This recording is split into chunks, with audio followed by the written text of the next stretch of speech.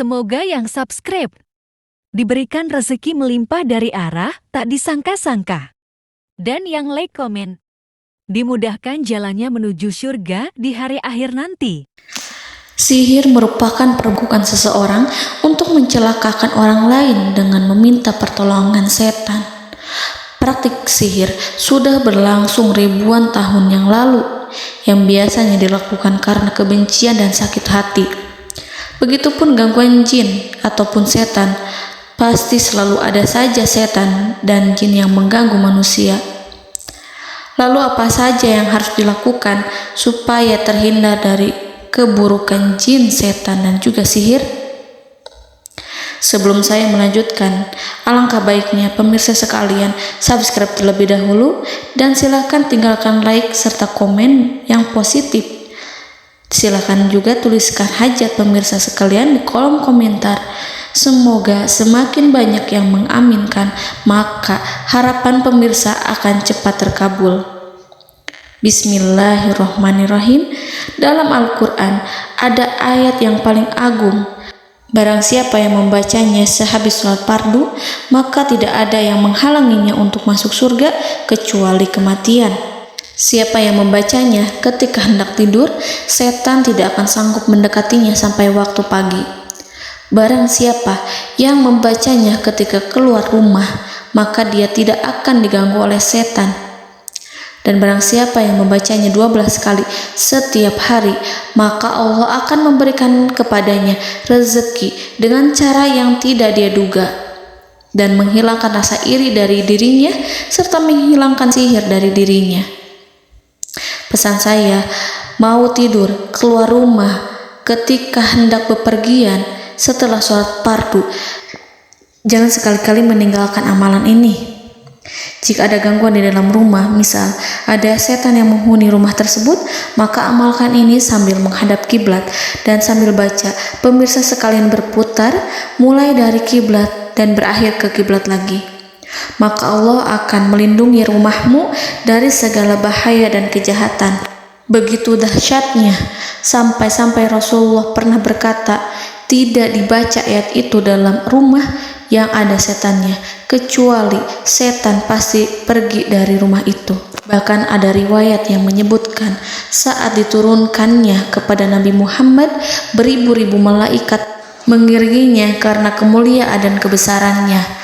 Seluruh berhala yang ada di bumi berjatuhan, mahkota para pembesar berjatuhan, para penguasa menjatuhkan wajahnya, para setan berlarian dan para malaikat bersujud mengiringinya.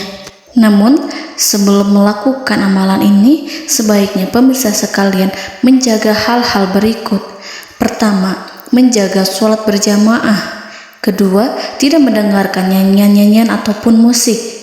Ketiga, berwudu ketika hendak tidur dan membaca basmalah di setiap aktivitas. Kelima, membaca zikir la ilaha illallah wahdahu la syarikalah lahul mulku wa lahul hamdu wa huwa ala kulli syai'in qadir. Baca zikir tersebut 100 kali setiap hari. Barang siapa yang membaca zikir ini 100 kali setiap hari, maka setan tak akan sanggup mendekatinya dan tak sanggup mengganggunya selama seharian. Yang keenam, membaca Al-Quran setiap hari tanpa bolong.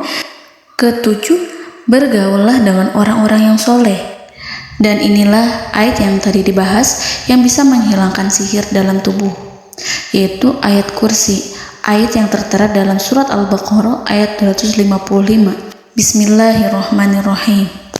Allahu la ilaha illa huwal hayyul qayyum la ta'khuduhu sinatun wa la naum lahu ma fis samawati wa ma fil ard man zallazi yashfa'u indahu illa biiznihi ya'lamu ma baina aydihim wa ma khalfahum wa la yuhituna bi syai'in min 'ilmihi illa bima syaa' wasi'a kursiyyuhu as-samawati wal ard ولا يؤوده حفظهما وهو العلي العظيم.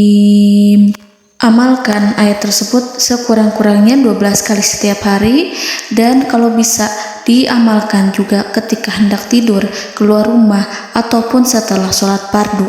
Jangan sampai sekali-kali meninggalkan amalan ini. Dan ada juga amalan yang paling ditakuti jin dan setan, yang bisa mengusir jin baik dalam tubuh maupun yang ada di sekitar kita.